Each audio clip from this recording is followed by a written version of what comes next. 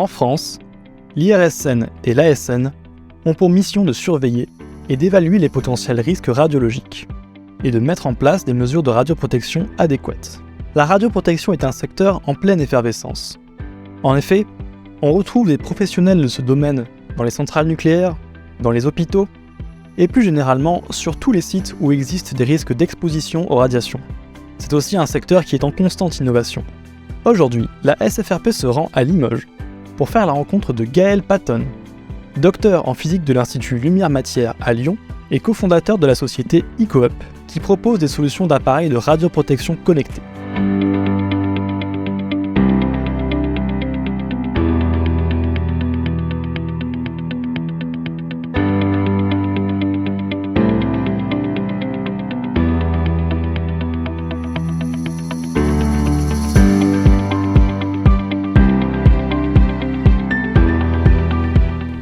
Bonjour.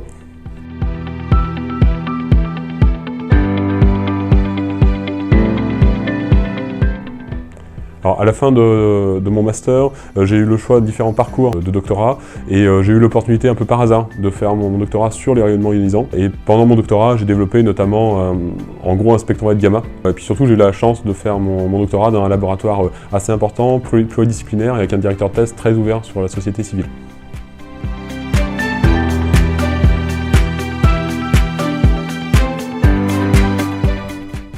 Sans aucun doute, EcoUp, la création d'entreprise que je porte maintenant depuis 6 ans.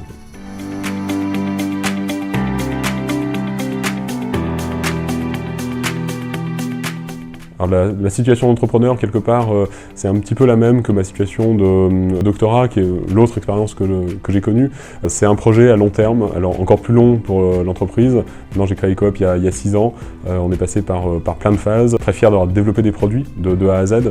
Et aujourd'hui, de piloter une équipe assez importante. Et donc, ça n'a pas eu pour moi de grands changements sur ma façon de vivre ou de travailler.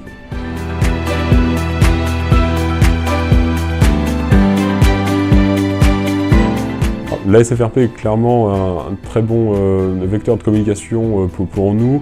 Je pense qu'on a participé à tous les événements de la SFRP depuis que EcoUp est créé. La SFRP, c'est vraiment le réseau qui ressemble tous les acteurs de la radioprotection, quel que soit leur milieu. Il y a à la fois des gens qui viennent du milieu médical, des industriels de l'industrie nucléaire ou des industries un peu plus larges. C'est un très bon réseau, alors notamment pour une entreprise comme nous, où quand on a commencé, on n'était pas du tout connus sur le marché. On avait besoin de rencontrer tous ces acteurs-là.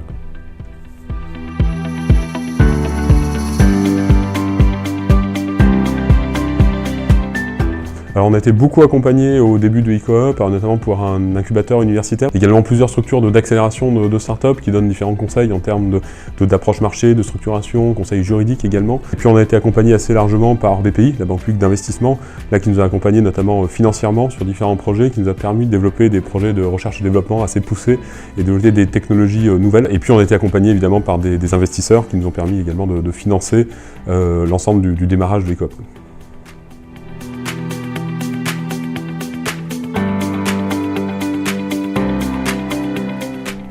Alors, la dosimétrie, c'est un marché qui est somme toute assez limité. On ne parle pas comme sur certains marchés grand public de millions d'exemplaires, de centaines de milliers d'exemplaires qui sont vendus chaque semaine, chaque mois. Pour une entreprise qui vise une croissance extrêmement forte sur un modèle de start-up mondial comme des Facebook, Twitter, etc., c'est clairement pas un marché propice pour ça. Les grands fonds d'investissement vont s'intéresser à des choses qui sont beaucoup plus très grande échelle. Par contre, je pense pas que la taille du marché soit quelque chose de vraiment significatif pour une entreprise en tant que telle, pour créer une entreprise. Ce qui est important, c'est d'être sûr que l'entreprise réponde à un problème.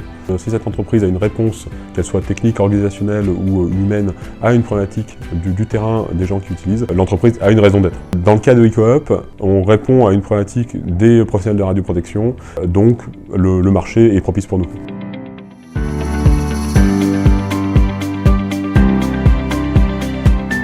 La création d'entreprise, pour moi, c'est accessible à quasiment n'importe qui, n'importe quand. Je ne pense pas qu'il y ait de profil typique. Il y a des gens qui sont certainement très bons entrepreneurs à 16 ans, des gens qui sont bons entrepreneurs à 70 ans ou plus. En soi, le point clé, je pense, c'est l'ambition qu'on peut avoir et le jour cette réponse au marché qu'on peut trouver.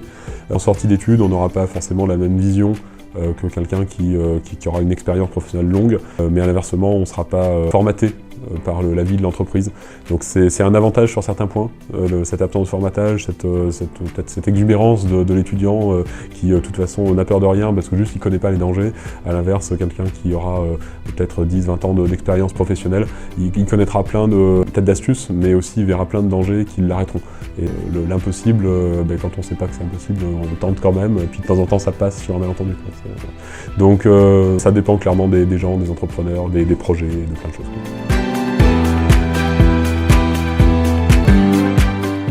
Alors, plusieurs produits que je peux vous présenter. Le premier, qui est un peu notre produit phare, Rheumbox, un dosimètre d'ambiance connecté. C'est une technologie de détection somme toute assez classique qui vient mesurer l'ambiance radiologique en permanence. Toutes les données sont remontées sur ce modèle-là, sur le réseau Wi-Fi jusqu'à nos serveurs, et qui nous permet d'agréger l'ensemble des données. Capteur qu'on utilise beaucoup dans le milieu médical, que ce soit bloc opératoire, radiologie conventionnelle, radiologie interventionnelle, va nous permettre de superviser en temps réel l'ensemble du risque radiologique sur le site. Le même produit existe également dans une version industrielle. On a dans la gamme également un radiamètre qui permet de faire des mesures ponctuelles de rayonnement ionisant. Le radiamètre s'appelle le Rheum Stick. C'est un radiamètre qui est vraiment épuré. Il y a juste la fonction de détection sur le radiamètre.